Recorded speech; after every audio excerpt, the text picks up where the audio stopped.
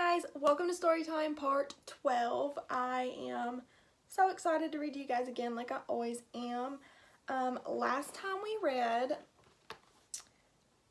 Charles, Haley, and Andrew had teamed up. Akimi, Sierra, Miguel, and Kyle, they have all teamed up. So it's two teams now. And they are both working different hunches that they have. So one team has these picture cards that they're working. The other team is doing a board game. Trying to figure it all out. They both seem like they're onto something. I don't know. We'll have to see which team figures it out first. Today we're going to read chapters 34, 35, and 36. Chapter 34. Veering left the instant she reached the second floor, Haley made her way toward the 400s room. She figured that Charles and Andrew had probably missed something important in the foreign languages room because they'd spent too much time talking to these awesome mannequins that told them all about their American heritage. As she rounded the bend, Haley saw Kyle Keeley and his crew tumble out of the 200s room. It looked like Miguel was carrying a Bible, but a Bible wasn't one of the books on display in the staff pick case. We're following separate paths to the same goal, Haley thought, and somewhere those two paths are going to collide. Haley slid her card key down the reader slot in the 400's door. The lock clicked and she pushed the door open. The room was dimly lit.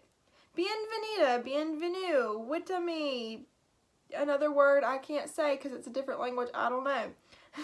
Welcome, boomed a voice from the ceiling speakers. Sorry, said Haley, blindly feeling her way forward and bumping into something hard and lumpy. This is the 400s room, home of foreign languages. Here, Haley, you can learn all about your American heritage. A bank of spotlights thumped on.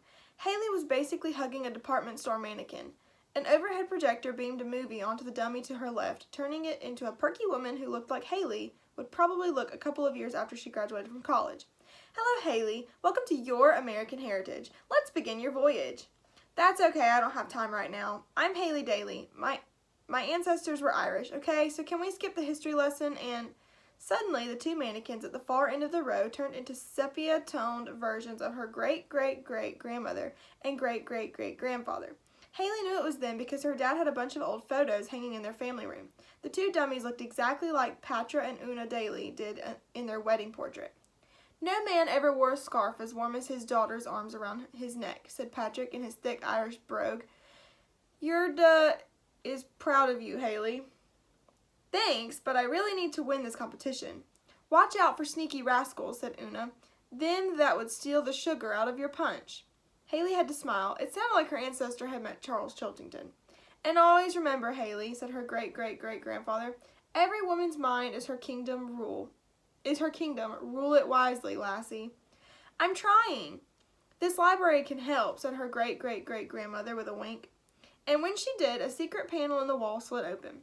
What's going on, said Haley. You're our third visitor, boomed the jolly announcer in the ceiling. So? According to the American Heritage Dictionary of Idioms, available in our reference department, by the way, the third time is a charm. Therefore, as our third visitor, you have won this charming bonus. 2 bonuses in one day? She was right. Mr. Lemoncello definitely wanted Haley Daly to win this game because clearly he knew she'd be the perfect, best-looking spokesmodel for his holiday commercials. Don't worry, sir, Haley said to the nearest TV camera. I won't let you down. She hurried through the open wall panel and into the 300s room on the other side. Ta-da! The first thing she saw was one of the books they'd been searching for all day long. True Crime Ohio, the Buckeye State's most notorious brigands, burglars, and bandits by Claire Taylor Winters. She quickly opened the cover and found the hidden 4x4 card. It took her 2 seconds to decipher the clue. Bandits. Haley remembered another bit of Irish wisdom, something her dad said all the time. Never bolt your door with a boiled carrot. What? She decided to keep this new clue secret and secure. She wouldn't share it with Charles or Andrew. Haley took off her left sneaker, folded the card in half, and slid the clue into her shoe for safekeeping. When her sneak was laced up tight again, she took the True Crime Ohio book off its display stand and tucked it into the bookshelf, making sure it was in the proper position, right between 364.1091 and 364.1093. That way she'd know where to find it if, for whatever reason, she needed the book again. Haley looked up at the nearest camera and flashed at her brightest toothpaste commercial smile. Go Lemoncello. That's a cheer I just made up. We can use it in one of the commercials after I win. So there was her clue. It's a marching band plus ITS, so she got bandits. Chapter 35. Entrance to Community Meeting Room B will only be granted to Kyle Keeley, Sierra Russell, Akimi Hughes, and Miguel Fernandez, said the soothing female voice in the ceiling after the 4 teammates had swiped their cards through the meeting room door's reader's lot. This makes sense, said Akimi. We needed a place to organize all this material. Put it on the walls and draw a chart like the FBI always does on the TV when they're tailing the mob. Stole the meeting room idea from me, eh, Keeley? Charles Chiltington was standing in the doorway to meeting room A on the far side of the rotunda. No, said Kyle. We just needed some place to throw our victory party after we win. Not going to happen, Charles said smugly. Must I remind you I'm a Chiltington? We never lose. And he disappeared back into meeting room A. After Charles was gone, Kyle led his team into meeting room B. Miguel posted the blank blueprints he had found up on the wall while Sierra set up the Bibliomania game board on the conference table. I'm glad this room won't let anybody else in, said Kyle. And by anybody, you mean Charles Chiltington, right? Said Akimi. Totally. Akimi grabbed a marker and wrote a neat outline on the dry erase walls. Clues so far. Definite clues.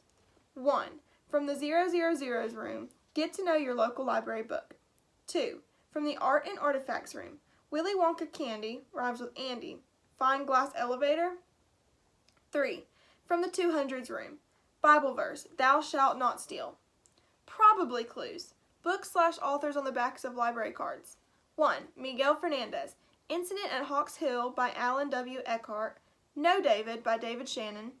Number 2. Akimi Hughes. One Fish, Two Fish, Red Fish, Blue Fish by Dr. Seuss / 9 Stories by J.D. Salinger. Number 3. Unknown. Number 4. Bridget Wage. Tales of a Fourth Grade Nothing by Judy Blume / Harry Potter and the Sorcerer's Stone by J.K. Rowling.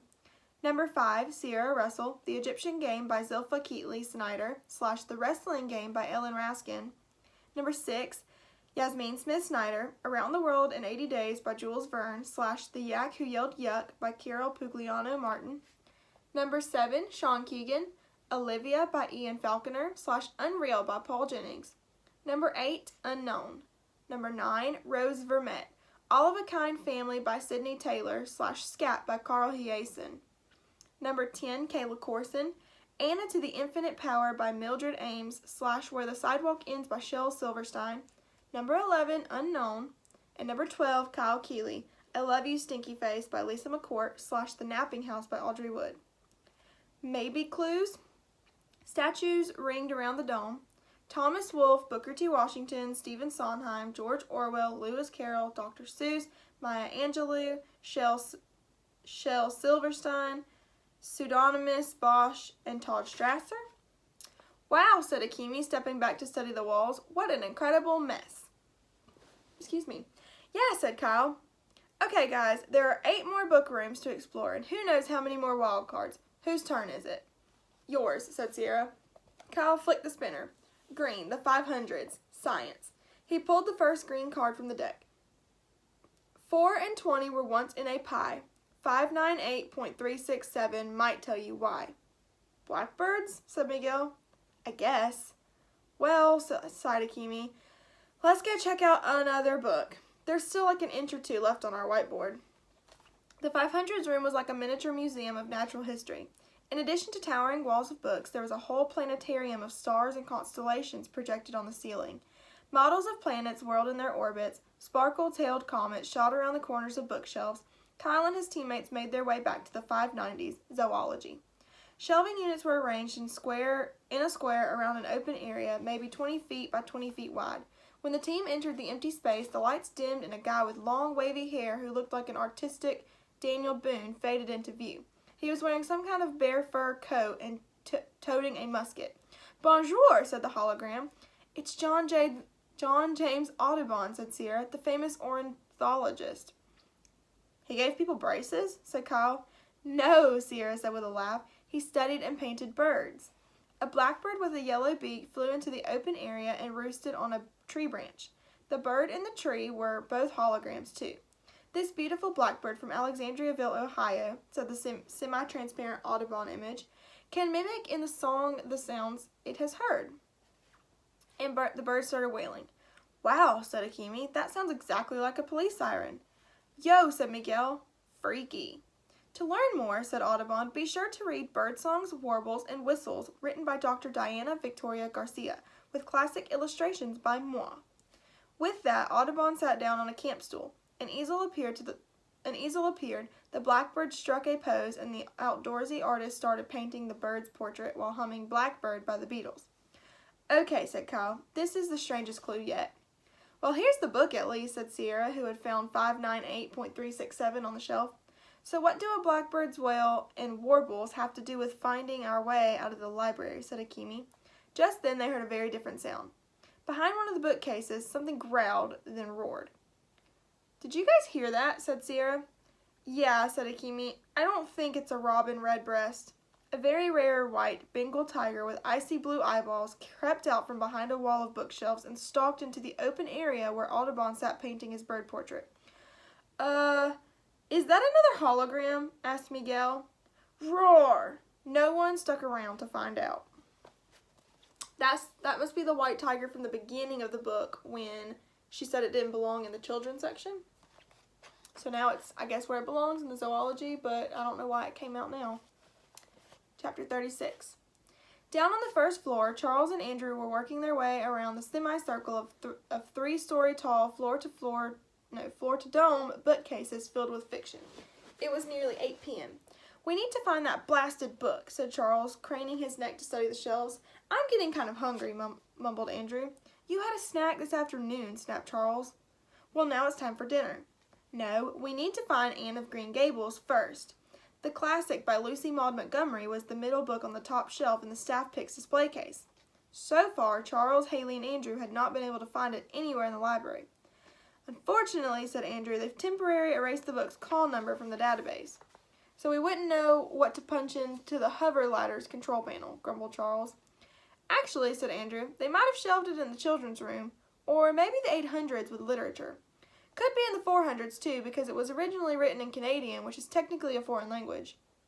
So you have said, Andrew, repeatedly, but we've already searched those other locations several times. It has to be here with the other fiction titles. You just need to fly up and find it. Well, said Andrew, I'm kind of afraid of heights. Fine, whatever. I'll go up and grab it, but you have to give me some kind of call number to enter into the hover ladder. Lucy Maud Montgomery wrote other Anne books. There's Anne of Avonlea.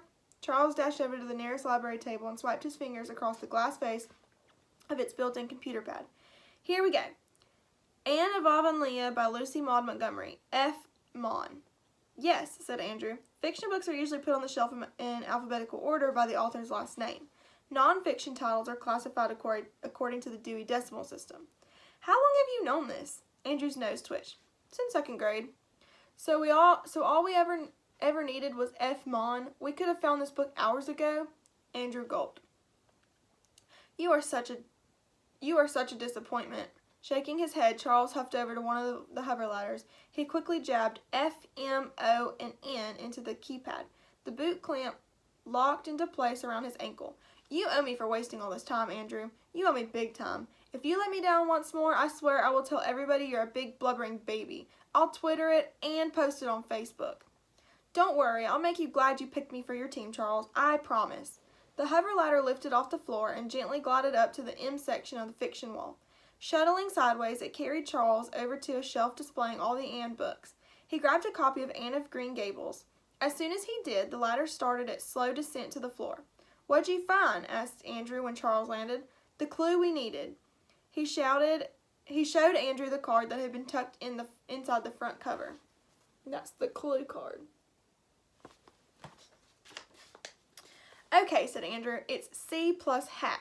So the word is chat, which, by the way, could also be chat, the French word for cat. Well done, Andrew, said Charles, even though he knew the clue was really C plus an equaling can. Thereby making the puzzle, you can walk out the way blank blank in past blank. The way what did what, he wondered, and what does in mean? Charles desperately needed to find the 3 missing pictograms. Suddenly, Mr. Lemoncello's voice boomed out of the speakers, ringing the rotunda. Hey, Charles! Hey, Andrew! Let's do a deal! Game show music blared. A canned crowd cheered. Charles turned around and saw shafts of colored light illuminating 3 envelopes perched on top of the librarian's round desk. Clarence, the security guard, marched into the reading room and folded his arms over his chest, took up a position near the 3 envelopes. "We have a green envelope, a blue envelope, and a red envelope," said Mr. Lemoncello. "In 2 of those 3 envelopes are copies of 2 of the 3 pictogram clues you still need. In one, there is a clunker card. If you pick an envelope with a clue, you get to keep it, and you get to keep going. But once you pick the clunker card, you're done, and you must suffer the consequences." Andrew raised his hand. "Yes, Andrew?" "What are the consequences?" "Something bad," said Mr. Lemoncello. "In fact, something wicked this way will probably come. Do you want to do a deal?" "Yes," said Charles. The canned audience cheered. "All right then, Charles, you roll first." "Pardon?" "Swipe your fingers across the nearest desktop computer panel. The Dice Tumbler app is up and running." Again, the pre-recorded audience cheered. They sounded like they loved watching dice tumble more than anything in the world. Charles slid his finger across the glass pane. The animated dice rolled. "Oh," cried Mr. Lemoncello, "double 6s. That gives you a 12. "Is that good, sir?" "Maybe, maybe not. Okay, Andrew, your turn." Peckelman tapped the glass. The dice flipped over. "Another set of doubles," said Mr. Lemoncello. "Yeah," muttered Charles. "2 1s. Snake eyes." "Is that bad?" said Andrew. "Maybe," said Mr. Lemoncello. "Maybe not. Okay, guys, which envelope would you like to open?" Charles thought about it while TikTok music played. They were given the chance to play Let's Do a Deal after they located Anne of Green Gables' clue. Coincidence? He didn't think so. "We'll take the green envelope, sir." Clarence presented the green envelope to Charles. "Open it," said Andrew. "Open it." Charles undid the clasp, pulled out a card. A loud zonk rocked the room. The card was black, with blocky white type. "Uh-oh," said Andrew. "What does it say on that card?" "Sorry, kids, you're out of luck," read Charles. "So out of doors, you're all now stuck." Clarence picked up the blue and red envelopes, marched back toward the entrance hall. "What's that mean?" said Andrew. "Well," said Mr. Lemoncello, "Charles rolled a 12 and you rolled a 2. What's 12 plus 2? 14, said Charles eagerly, the way he always did in math when he wanted to remind the teacher that he was the smartest kid in the class. "Oh," said Mr. Lemoncello, "this is not good. In fact, I'd say it's stinkerific." "Stinkerific?" said Andrew. "Is that even a word?" "It is now," said Mr. Lemoncello. "JJ, tell them what they've lost." An authoritative female voice boomed out of the ceiling speakers. "Warning, due to a clunker card, all 10 Dewey Decimal doors will lock in 10 minutes at exactly 8 o'clock. If you are in one of those rooms, kindly leave immediately. The 10 doors on the 2nd floor will remain locked for 14 hours. Andrew panicked. "What? 14 hours? I told you 12 plus 2 was bad," quipped Mr. Lemoncello. "Of course, it could have been good if you had picked one of the other envelopes. You would have received a clue and a free 14-month subscription to Library Journal." Charles did some quick math. "Sir, does this mean we'll be locked out of the 10 Dewey Decimal rooms until 10 o'clock tomorrow morning?" "Bingo," said Mr. Lemoncello. "It sure does." "This stinks," whined Andrew. "We need those stupid rooms to solve your stupid puzzle." "Clunker cards stink. This game stinks. 14-hour penalties stink." Charles did his best to block out Andrew's rant. He needed to think. And then it hit him. Kyle Keeley's team had to be working on some other solution to the bigger puzzle of how to escape from the library. Otherwise, Charles and his team would not have been able to find the 9 clues they already picked up. Surely, if Keeley's team had been playing the same memory match game, they would have found at least one of the pictograms before Charles, Andrew, or Haley did. They must be working a completely different angle. Charles was certain that if he could use this downtime to learn what Keeley and his team had in their meeting room and combine it with his picture puzzle, he would emerge from the library victorious. "Do not despair, Andrew," Charles said confidently. "We are still going to win." "How?" Charles leaned in and cupped a hand around his mouth so no security cameras could read his lips. "Remember," he whispered, "you need to pay me back for wasting a ton of time in finding Anne of Green Gables." "What?" "You're the one who picked the stupid green envelope with the stupid clunker card." Charles narrowed his eyes and chilled his hushed voice. "So?" Nothing," said Andrew nervously. "Just thought I'd, point it out." Charles turned his eyes into blue ice. "So," whispered Andrew, swallowing hard, "what exactly do you want me to do?" "Find a way to sneak into the community meeting room B." Andrew wheezed in panic. "That's impossible." "Don't worry, I have an idea." "What is it?" 2 words. Sierra Russell. And that is all for today. So we're getting close to somebody's got to win eventually. They're locked out for 14 hours. It didn't say if everybody was locked out, But wouldn't that be a big bummer if the other team couldn't go in those rooms too? All because Charles picked the wrong card. Alright, so before we go, I am wondering, who is your favorite character in the book so far? I really like Mr. Lemoncello. I think he's really cool. But I like Kyle. He likes to play games. I like to play games. I think we could be friends if this was real. Who's your favorite character, though? We've got Mr. Lemoncello, Dr. Zanina Zinchenko. We've got Mrs. Tobin, Charles, Kyle, Akimi, Sierra, Haley, Andrew, Miguel. I think that's it. Who's your favorite character so far? Go over to the discussions tab on our website. Let me know. But that's all. So I will see you guys next time. Bye.